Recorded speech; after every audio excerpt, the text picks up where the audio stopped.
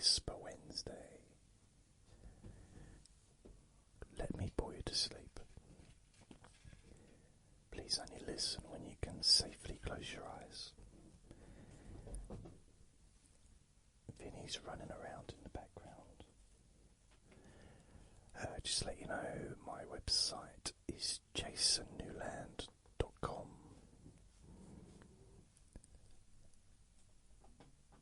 And that's it really. Oh yeah, I've got wait a sec. I just banged the microphone, sorry. My Facebook group is called Jason Newland's Boring Group.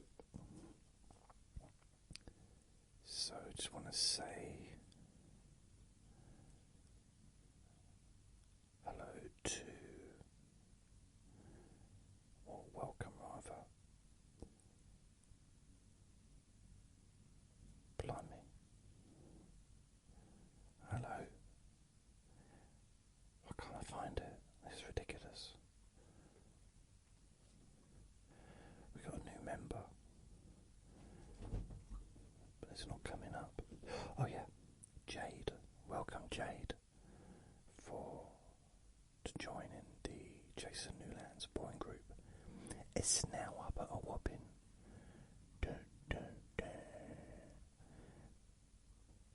212 million. That's 212 members. It's a very exclusive club, which is ironic because it's open to anyone that wants to join. It's just only very exclusive people want to join. That's it. So I'll put that phone over there.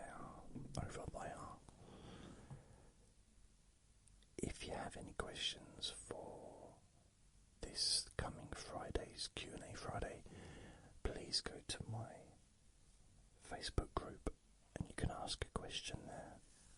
I just posted a posty thing asking for any questions. So let's have a look. Today I've already taken Vinny out twice because today is Wednesday the 2nd of April 2025. It's currently 2:35 in the afternoon. So I'm thinking, what should I read? Should I look through a magazine? Let's have a look through a magazine. What magazine would be good?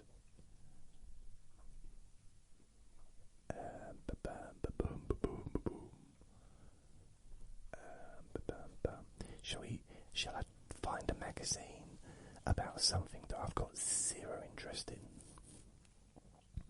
so I won't understand practically a thing? Yeah. Okay, let's have a look. What have we got? We've got airplanes and transport, animals and equestrian, art and culture. I don't know about any blimey art and culture.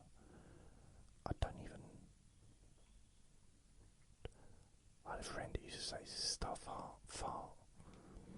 That was her saying. Boats and water sports. Okay, let's have a look at that. Oh, it really is just about boats. Glory hybrid propeller. I thought we were getting somewhere there. You know, I wish in my earlier life that I had gone into selling yachts. Yeah, as a salesperson, that I don't know what Vinny's doing in the background. He's making a lot of racket. I wish I'd got into selling yachts, even if it meant working for practically nothing, just to get to the point where I could become a salesperson because there's a lot of money in that. Or private jets. So imagine you get 10% and you're selling something worth 20 million or 10 million. You know, that's a fair bit of money to be a salesperson for that. That's, yeah. And the thing is, I think it's one of those situations where one tycoon billionaire buys a yacht worth 100 million, and their friend, perhaps, you know, they want to buy a yacht, but who are they going to go to? They're going to go to the company, the same company, because they're going to trust it, because they're sitting on their friend's yacht, drinking a tequila, looking out at all the water. And not only that, they're going to want to deal with the same person, aren't they?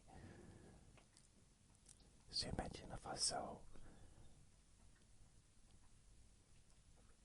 I don't know, 500 million yachts, $500 million yachts, or £100 million yachts a year.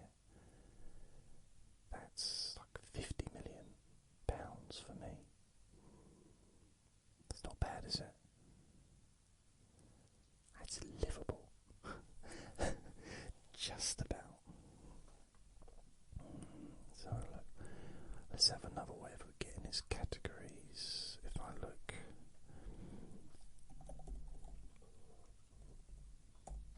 right, water sports.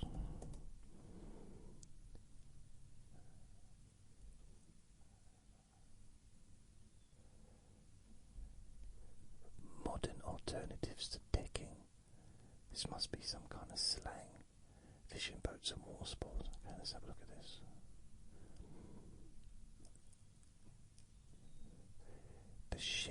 This shift mirrors the environment consciousness that was once at the heart of early marine practices.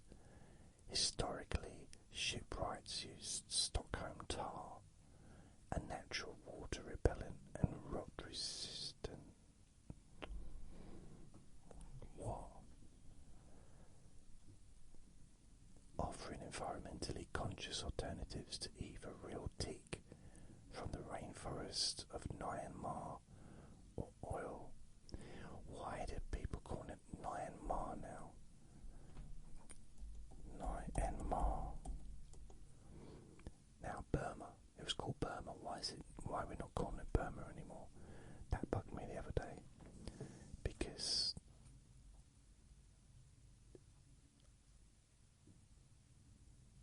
just see it, the official English form until 1989. So why is it now Myanmar? Official. I'm trying to look at this.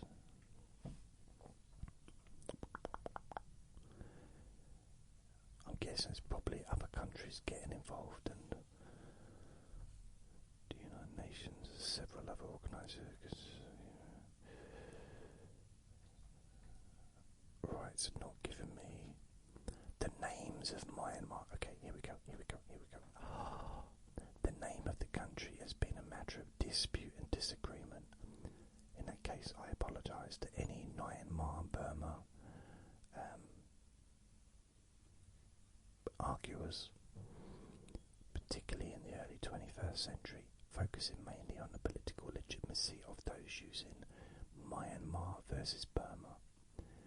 Both names derive from the earlier Burmese or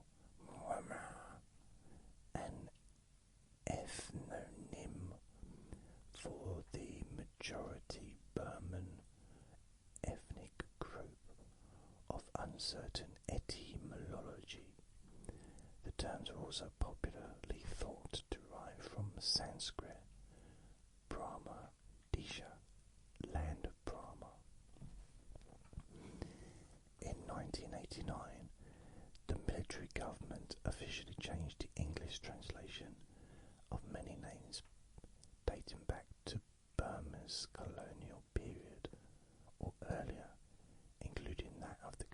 itself. Burma became Myanmar. The renaming remains a contested issue. Many political and ethnic opposition groups and countries continue to use Burma because they do not recognise the legitimacy or authority of the military government. So I'm interested. How long was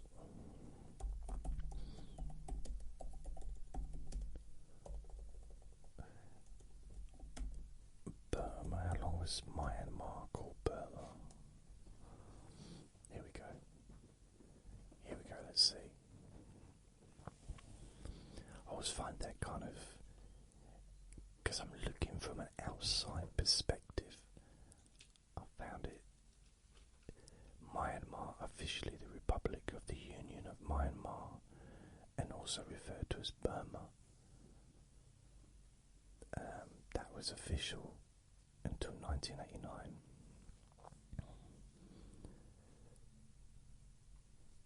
Why did the British call Myanmar Burma?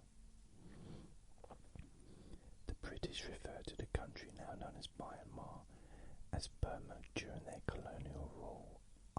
Okay, I got you. It was still called Burma. I'm sure it was called Burma on the news until recently. Now it's called Myanmar.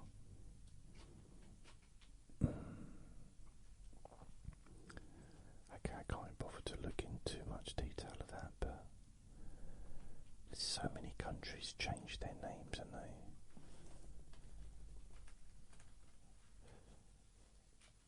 I mean, what?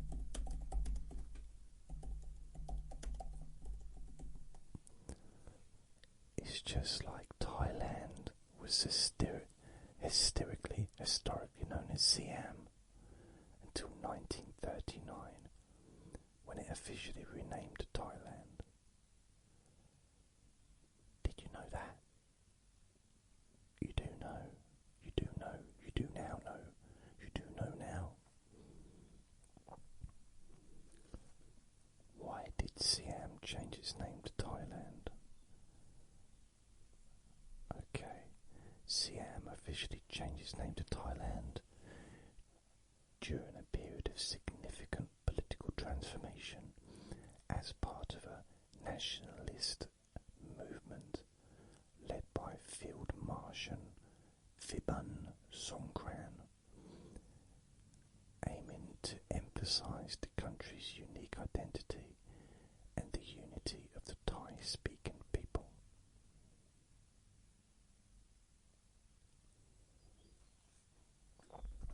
Okay.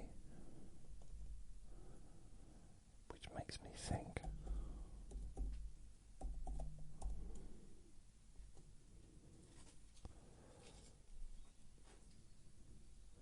Let's have a look.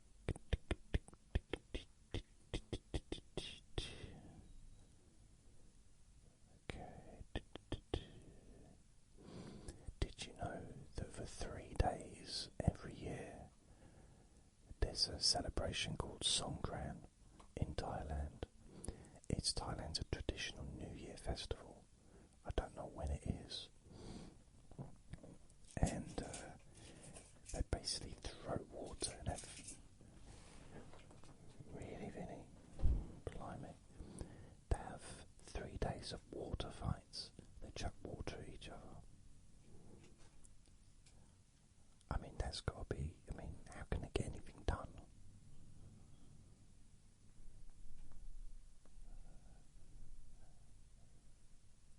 You know what I mean? It's like the... What do they call it? What's that movie where you can... all crimes are allowed for overnight? Not The Pledge. The Crutch.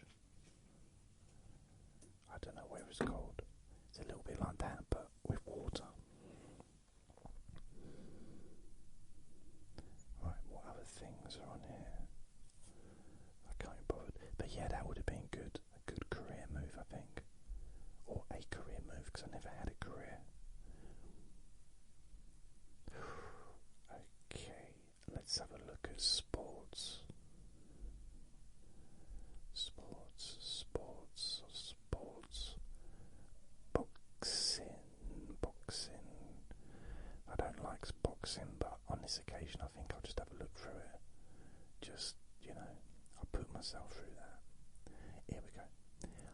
boxing. Let's have a look. Let's have a look.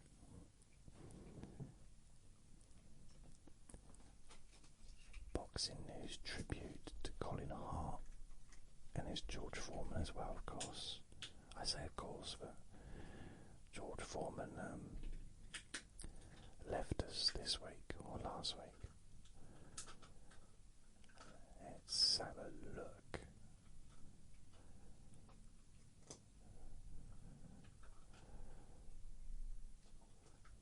What have we got here?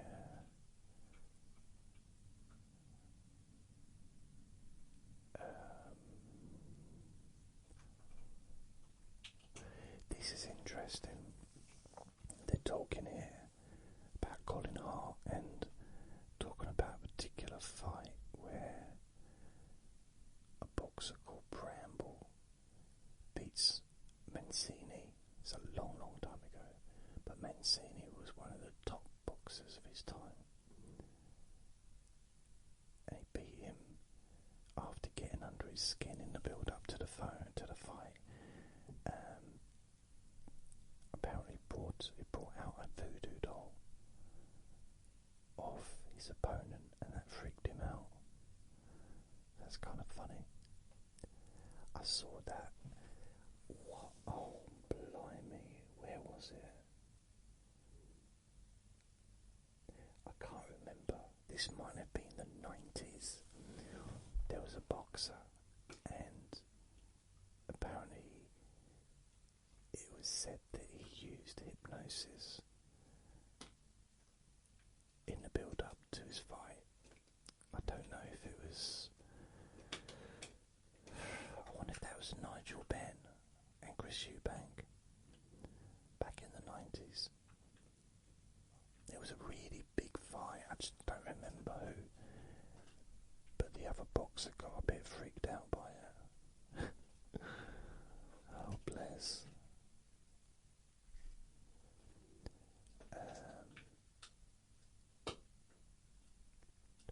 So Vinny's going to be in the background doing his thing.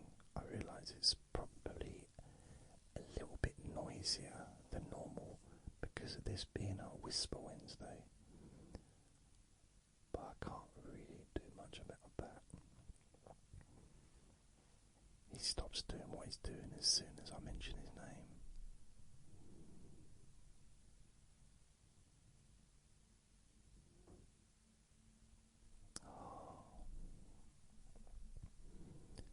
So there's a lot of stuff about George Foreman, so I'm not really going to go into that. I spoke about him the other day.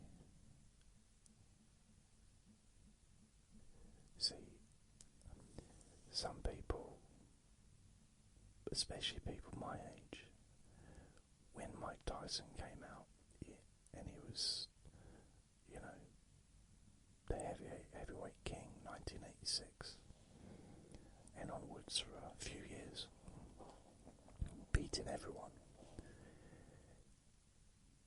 He was the scariest heavyweight of all time. But the fact is he wasn't, because during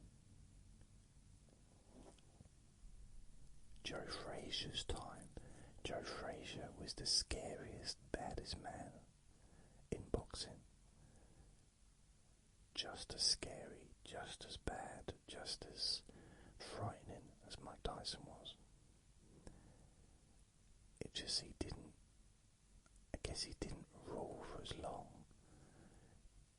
And also, because he retired, he didn't like to have that long career that Mike Tyson had. But then he did come back, and so he did technically have a much longer career. So he had about 10 years off and came back in 1988, I think. Mike Tyson, I think he started in 1984, and he went on until about 2005. So he did like 21 years as a professional.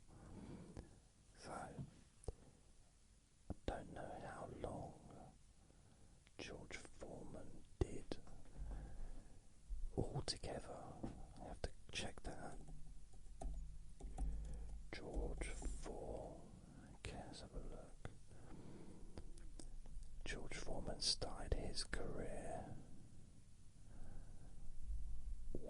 It's a long list. He had 81 fights,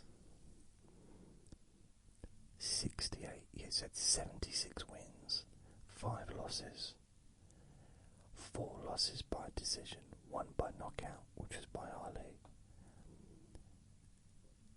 And then out of his 76 wins, 68 were by knockout, 8 by decision. So his very first professional fight was in June 23rd, 1969, and he retired altogether November 22nd, 1997. Blimey. So, just have a look. So, first of all, he was 20, so 1969. When did he retire? He was 20.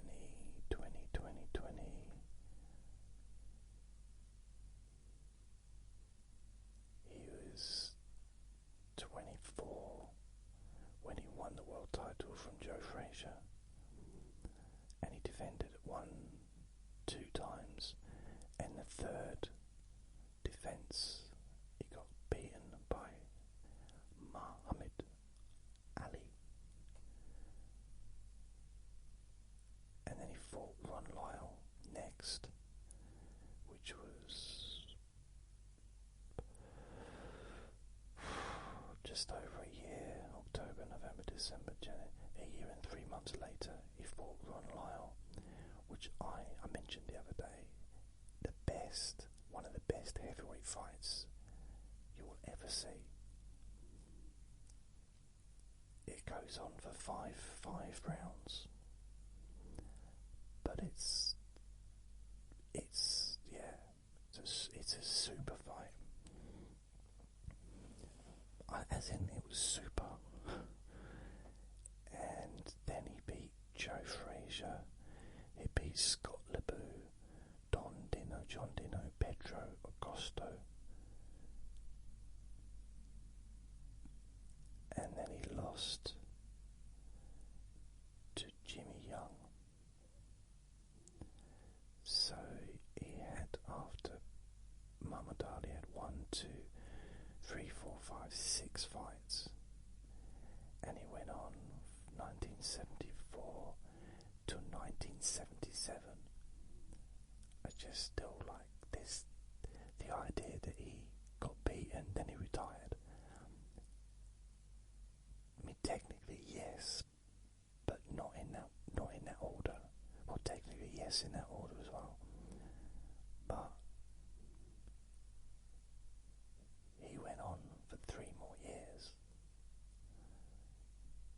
which is a fair amount of time, and had 1, 2, 3, 4, 5, 6 fights. And then he retired, came back in 87, aged 38 and 58 days.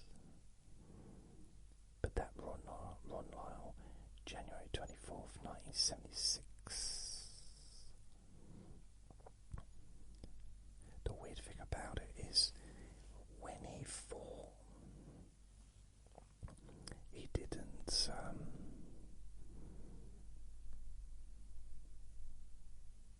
just having a look.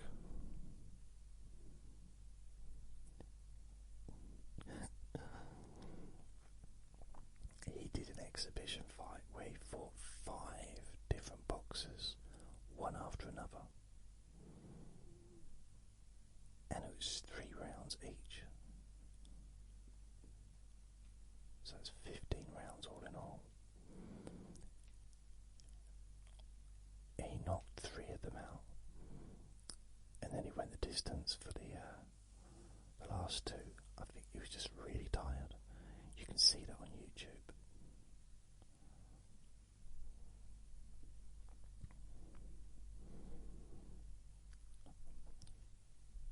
Boone Kirkman. Blimey. He was actually a professional fighter, like a proper professional fighter.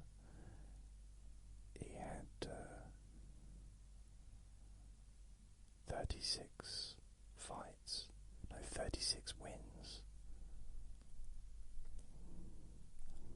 What? 32.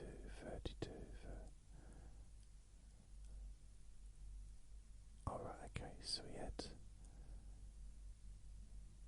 36 plus 6.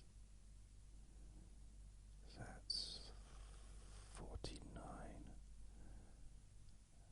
0 draws, 2 losses. So he had over 40 professional fights.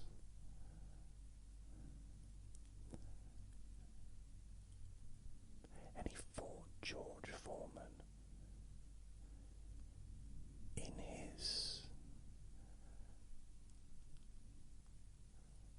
24th fight. No wonder he took him the distance. He's got a lot of KOs on his thing as well. Blimey. See, now, can you imagine if an unknown fighter, or wasn't that particularly well known, went in the ring with an exhibition and fought, I don't know, Usyk, for example, and there was 5 people fighting and 3 of them were knocked out, and one of the ones that actually got through and went the distance, that would elevate that fighter's profile, I'm pretty sure. Just like recently there was a Dubai fight, a really big fight card, and Shakur Stevens was defending his world title, but his opponent became unwell, as did Daniel Dubois as well. So needed a different opponent. So we had an opponent come from the UK, and although he got beaten, the English bloke got beat, it promoted him, it pushed his profile up so high, because he wasn't prepared. He hadn't had a full camp, he was unbeaten, and he really put a good showing, you know, he did really well. So he's now got a name in the boxing world, which I think he would have done eventually anyway, but great opportunity.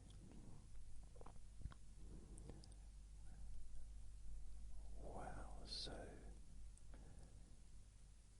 see, according to this, the George Foreman fight, it was an exhibition, but it's still down as a loss, which is silly because it's not down on George Foreman's record, I don't think. So what, 1977? That's unfair. No, it's not. It's not at all. So that was after Muhammad Ali.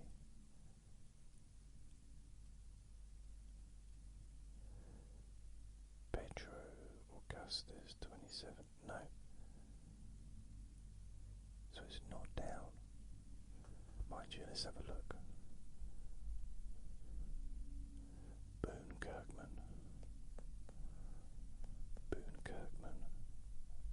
Nope. It's not on there. So that's ridiculous. So it's a non-scored bout for George Foreman, but it goes down as a loss for Boone Kirkman.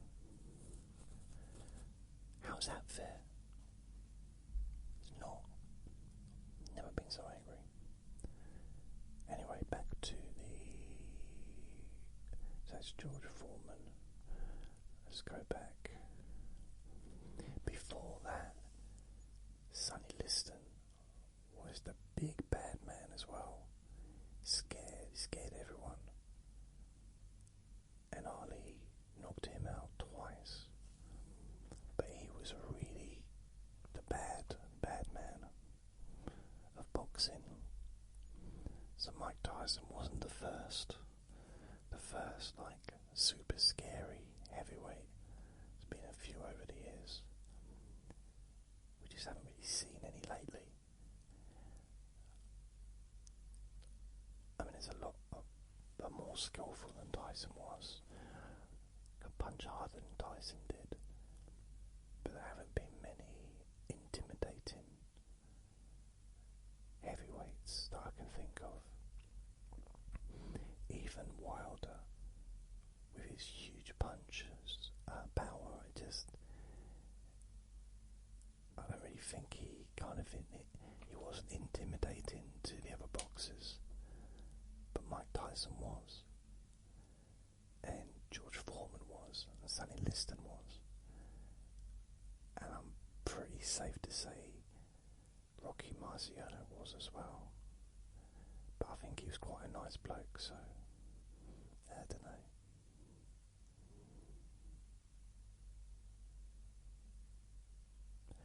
Yeah, I can't think of any heavyweights that were just really intimidating. There was just some, even like middleweights. One of the most intimidating boxers I've seen in this country would be Nigel Benn. There was just something about him. It's like, I know he's a boxer, but very aggressive as a person. But Chris Eubank, who was better than him in the first fight anyway, wasn't intimidating. I don't know, it's kind of strange. I'm trying to think of some boxers. I missed a whole bunch of boxing during the 2000s because of Sky Sports, and I didn't have access to it for pretty much the whole of the 2000s. In fact, I didn't have access to Sky Sports properly myself until 2015. But I did used to watch boxing from 2008 to 2010. I used to watch boxing at a place I lived. The landlord would invite me to watch the late night shows, the early hour ones, like Mayweather and stuff like that, Pacquiao.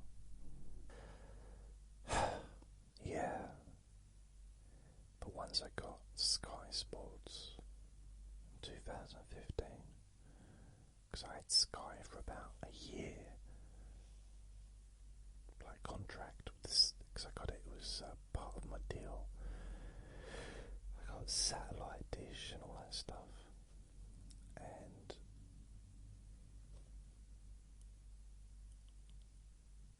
I think I had it for 2 years, and then they put the price up like big time. Added another like £70 a month or something stupid like that. And I said no.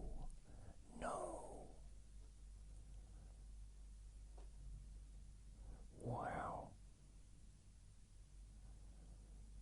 Blimey. Okay, so I'm just looking at this. Coming to America by Miles Templeton. The history of boxing.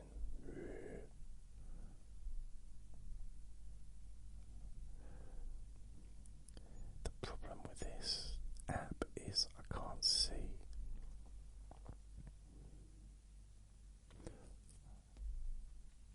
Okay, Sandy Ryan. There's been a couple of fights in the last couple of weeks where the two champions, well actually Sandy Ryan wasn't a champion anymore, but she lost, and then the other one, I forget her name, she lost. English. Sandy Ryan's Australian, isn't she, I think. I lose track, I'm sorry. I lose track. Brown, who's this? Cameron. We've got boxing on this weekend. It's a heavyweights. should be good. It's on DAZN. Let's have a look. Boxing schedule. Let's have a look at this. All the upcoming big fights. So April the 4th, Friday, Barrow against Pratt. So I don't know where that's going to be at. 7 p.m. Europe, London. Okay, let's go back and see. God wants me to sign up. No, I don't want to sign up. I just want to read your content. April the 4th, 2025 in France. It's a super welterweight fight. Okay, so Barrow is number 1 in the WBA rankings. Okay, so the thing is, I don't know. I've not really heard of him. It's on Friday. I might watch it anyway because depends where it's on.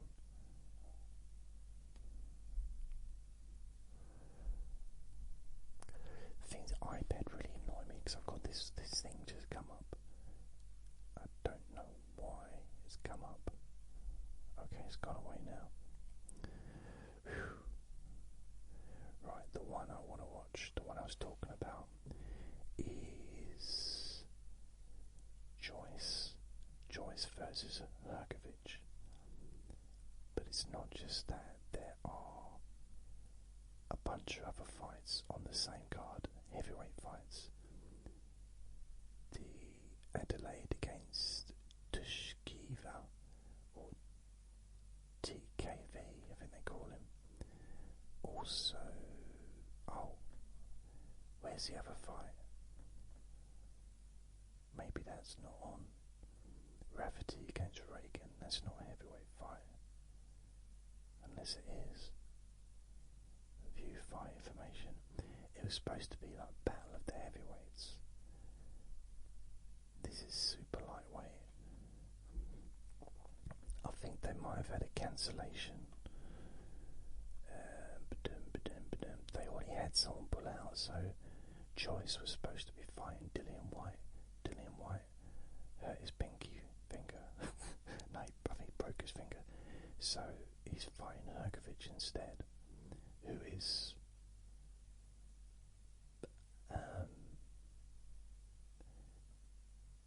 possibly a bigger risk for Joyce. I don't know. Possibly.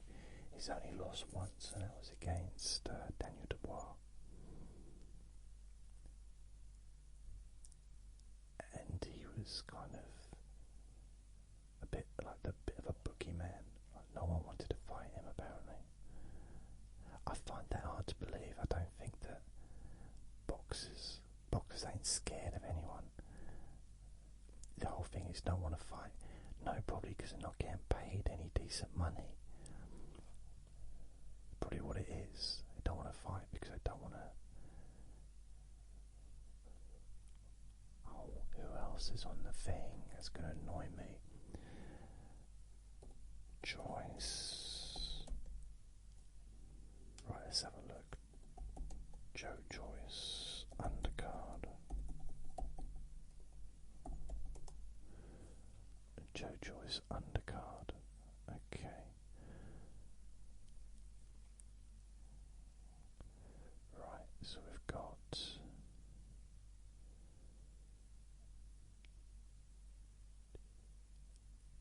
here we go, where is it? The fight's 5th of April at the Co-op Live Arena.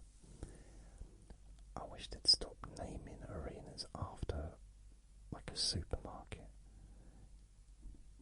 because these arenas get almost like they're sponsored, and then they change the name. Like Wembley is Wembley, always going to be Wembley. I don't know why it bothers me. Okay, here we go.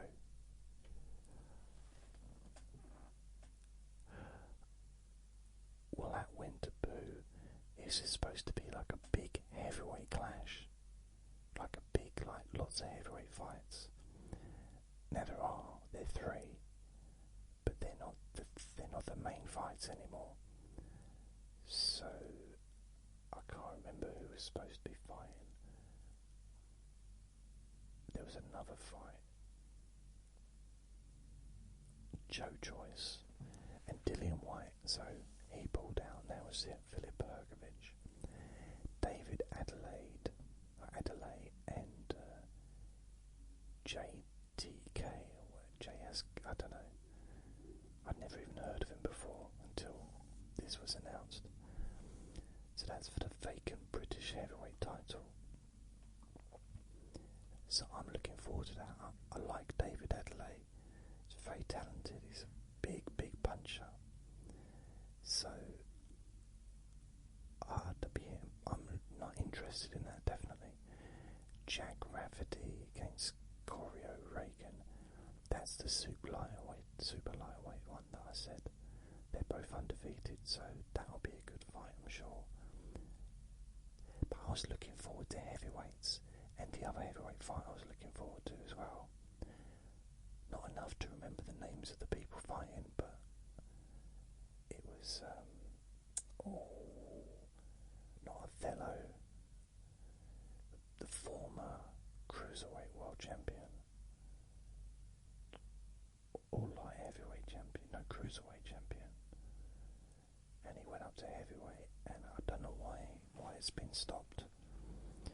But there is another heavyweight fight on here, and it's Delicious Ori versus Milos Veletic.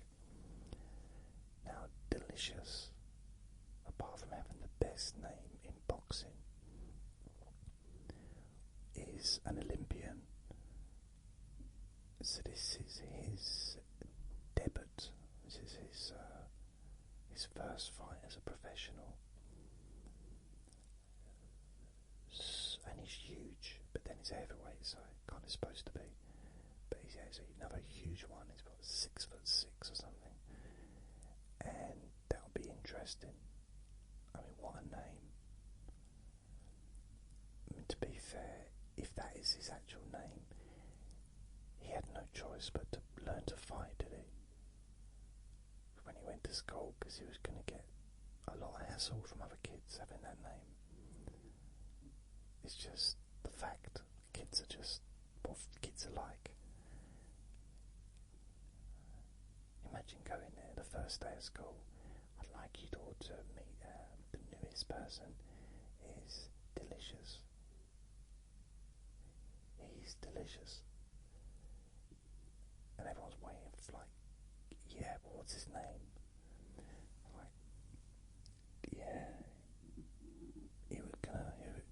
Destined to be a fighter. Khalid Majid against Alex Murphy, super lightweight. Royston Barney Smith. Okay, that's Mark Chamberlain against Miguel Angel Scaringi.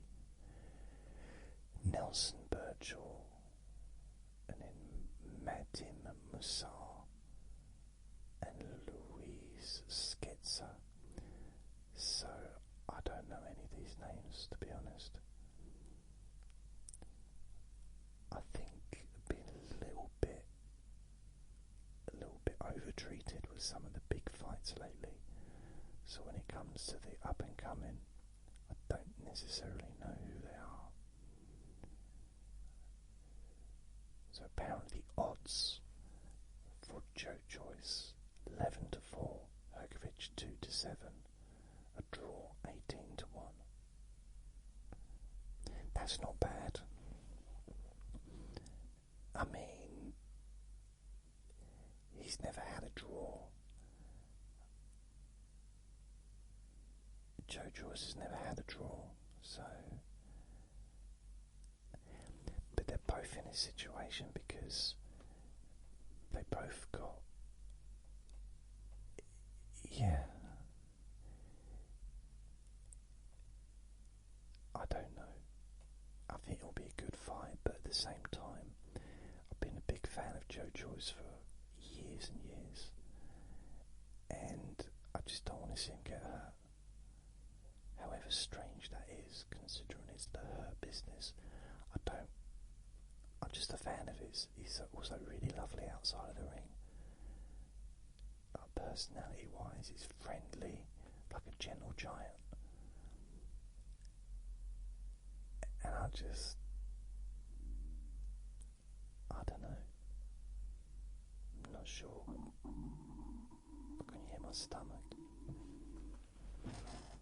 Wow. I think that means it's time for me to go and get some food. When did I last eat? 11. Yeah, it's about 4 or 5 hours ago. 10 o'clock. Half 10, half 11, half 12, half 1, half 2, half 3. 5 hours ago. It's nearly 3:30 now. Blimey.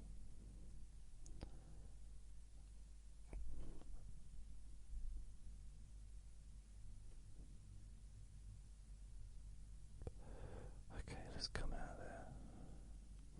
Let's see what else. Oh yeah, Thundora had a fight just over a week ago, March 22nd. That was good. So I've been following Thundora for years as well, and they call him the Tower Inferno because he's like 6'6", but he's little. He's a little weight. He's 152 3/4 pounds, which is, I don't know what that is in stone, but he's a super welterweight title, so I think welterweight is about 10 stone, maybe 11, but to be 10 stone or 10.5 stone and to be 6'6" is like, blimey, it's almost unheard of. What I think it is. I mean, there have been, no, he's 6 foot, sorry, I lied. He's 6'5.5". I mean, how does he even, he's the tallest ever champion of that weight. It's 6'5.5".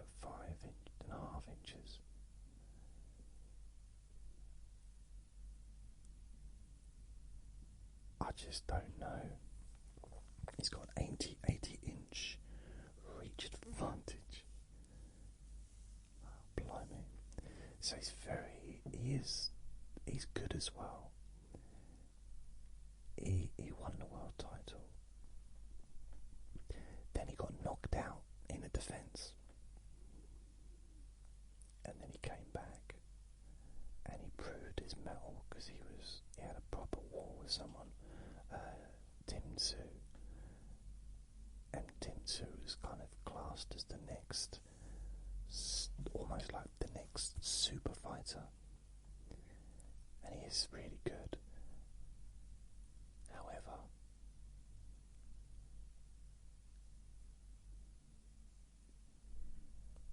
Thundora won.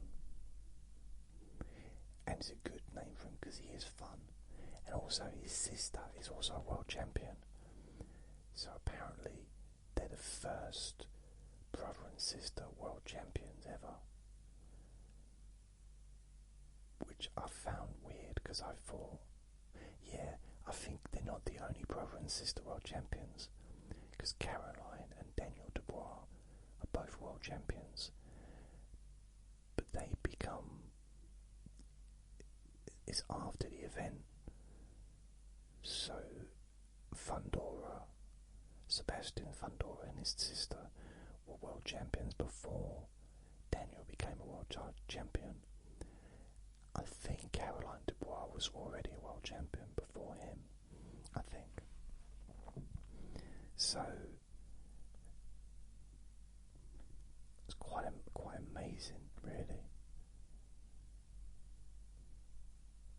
apparently they don't talk to each other, so I don't really know what the deal is with that.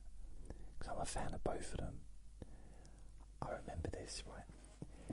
This was probably before Daniel Dubois had his first loss against Joe Joyce, and he was the up and coming, name.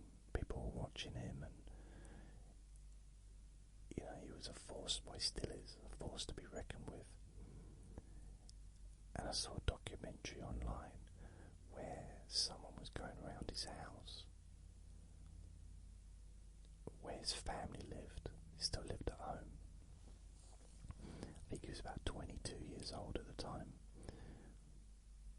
And I went into this huge room, and there was this trophy cabinet, a massive trophy cabinet, full of boxing trophies. And the reporter said, "Daniel, are they all yours?" And he started laughing. He said, "I wish they were, but they're my sister's." So his sister, Caroline Dubois, was the amateur. Like, she was much more successful as an amateur than he was. So really, in the boxing family, she was number one. Then he came along, and winning a world heavyweight title, he got technically given it, but he defended it against Anthony Joshua. It makes him more famous than her. But she is really good. Although in her last fight, she seemed very tired near the end, which is fair enough. It's got to be tiring, isn't it? But I reckon he started off being annoyed that he was being compared to her. Now she's being compared to him, because she was the amateur star, and now he's the professional star. Oh well, I like them both. I do. Individually, we've got a few big fights coming up in May, April. What have we got? Joe Joyce, so we've got this weekend. Then Sunday, Tim Tszew's fighting, so that'll be in Australia, which will mean I've just come out of it. I can't believe it. Oh, I'll come back. It's in Australia, which means it'll be on about 8 or 9 in the morning. Good. And then April the 12th. Yes, that's a good weekend of boxing. And then Friday night as well, isn't it? April the 4th. It's got boxing Friday night, boxing Saturday night, and boxing Sunday morning. And then you got Jaron Bootsinis is fighting on the 12th. That'll be in the morning though, early hours. Dalton Smith on the 19th.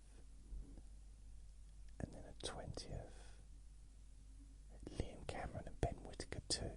So I'm definitely going to watch that. That's on Sky Sports, okay. Yeah, I can watch that.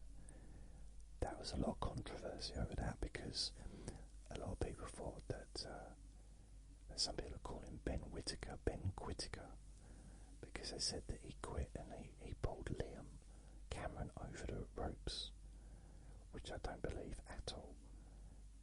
Just for the simple fact that there's such a dangerous thing to do. If you do that, he could have ended up in a wheelchair. Literally from that height, to pull himself backwards over the ropes. Either of them could have been seriously injured. So I don't believe that he purposely did it. That's what I think. Not that what I think really counts for much, but it'll be good to see it, because there's a big rivalry there. So that's something to look forward to. Conor Benn, Chris Eubank Jr., April 26th. Definitely looking forward to that. It's also got some really good fights on the undercard as well. Chris Billum Smith Liam Smith. It's, yeah, pretty cool. Also, on the Liam Cameron and Ben Whittaker too, Fraser Clark is making his comeback. So that'll be interesting to see how he is now. May the 2nd, Teofimo Lopez is defending his title. And then Ryan Garcia and Rolando Romero. And then Devin Haney against Juan Carlos. As far as I'm aware, the headlining act is actually Ryan Garcia. Even though Teofimo Lopez is the world champion, and you'd think he'd be the top name, but I think Ryan Garcia is just, and Devin Haney, I think Ryan Garcia is the bigger name, like in America, in boxing. He's just really popular. And during a press conference, Ryan was sitting right where where the main person would sit. And Teofimo Lopez was sitting on the other end. In, like, I know what I'm trying to explain, but I mean, technically, Teofimo should be the top because he's the champion, the world champion. That's 3 really good fights. That's on May the 2nd and then May the 3rd. So that'll be early hours of the morning. That's May the 2nd. May the 3rd, Canelo Alvarez is defending his WBA, WBC, WBO and IBF super middleweight titles against William Skull. And Badu Jack is defending his cruiserweight title. And then Jamie Mungui is having his rematch with Bruno Soares. And Jamie Mungui got knocked out by Bruno in his last fight, and Jamie Mungui is one of the top fighters in the world. He did lose to Canelo, but that's the only loss he had, I think. And there's no shame in that, let's face it. Martin Piccoli is making his comeback, but he already had this booked before he got done by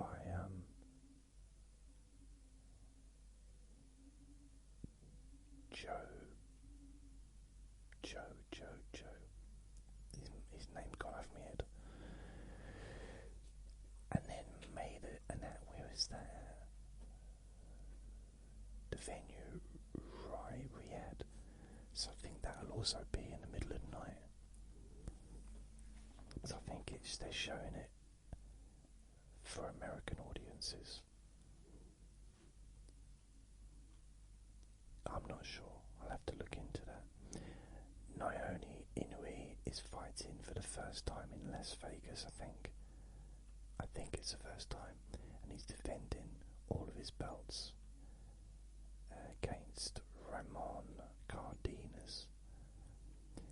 Normally, Inoue fights in Japan, which is good for me because it means the fight's on at like 9-10 in the morning. But this time it won't be. It'll be on early hours of the morning, which is a shame, but hey. And then Lee Wood is fighting. I think he's gone up a weight. He's one of these fighters that just, he manages to pull it out right at the last minute. That sounded wrong, didn't it? But you know, he kind of, he's been on the ropes and then just managed to knock out his opponent out of the blue. He's just such a warrior. Lee Wood is such a warrior. So that's the next 30 days major fight schedule. So April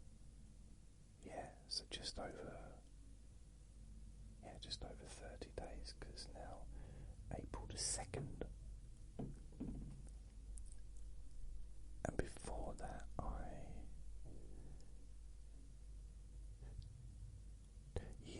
Michaela Mayer and Sandy Ryan. Yeah, that's what I watched. Also, William Zepeda. I watched that this at the weekend gone. He's so good. He's so good, but he just won't. He won't stop.